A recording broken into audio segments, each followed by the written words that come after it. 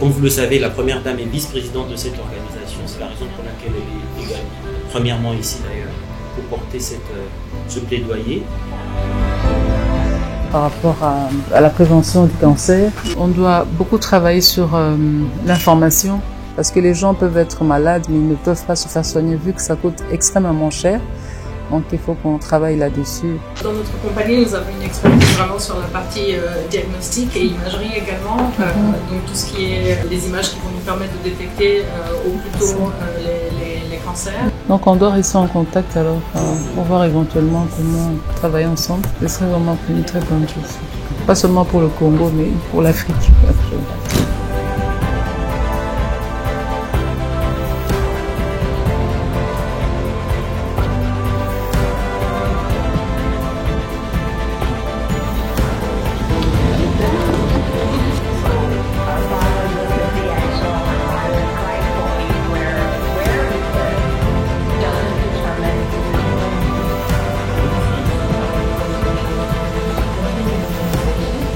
Il me paraît utile de rappeler la vision de l'OPDAD.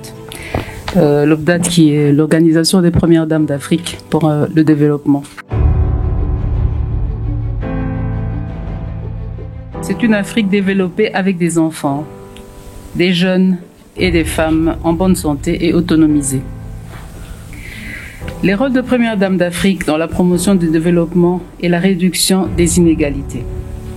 Pour réduire donc le maximum de fractures sociales, les Premières Dames font principalement des plaidoyers auprès des gouvernements, des décideurs, des partenaires, etc.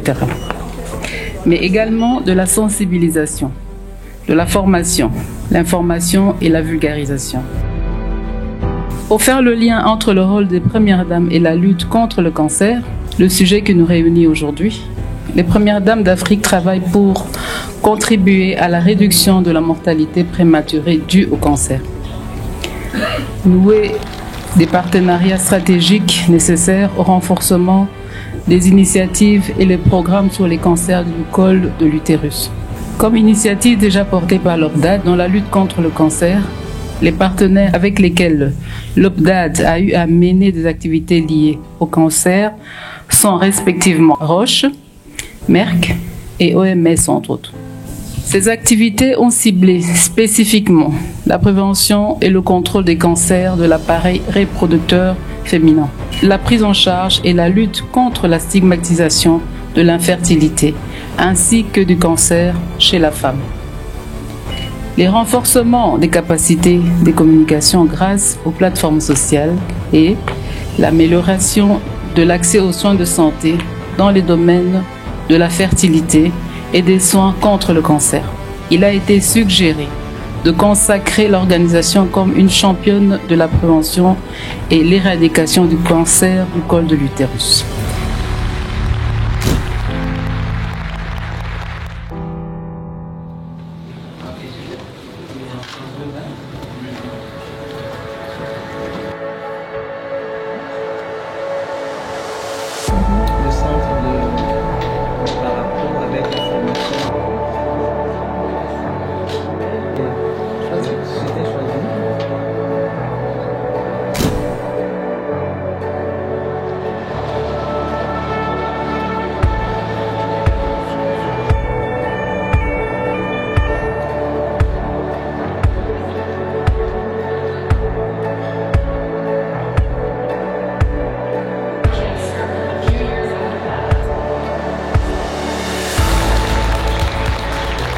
Moi, je commencerai par raconter une petite histoire d'une personne qui a été très proche de moi et qui a souffert de cancer.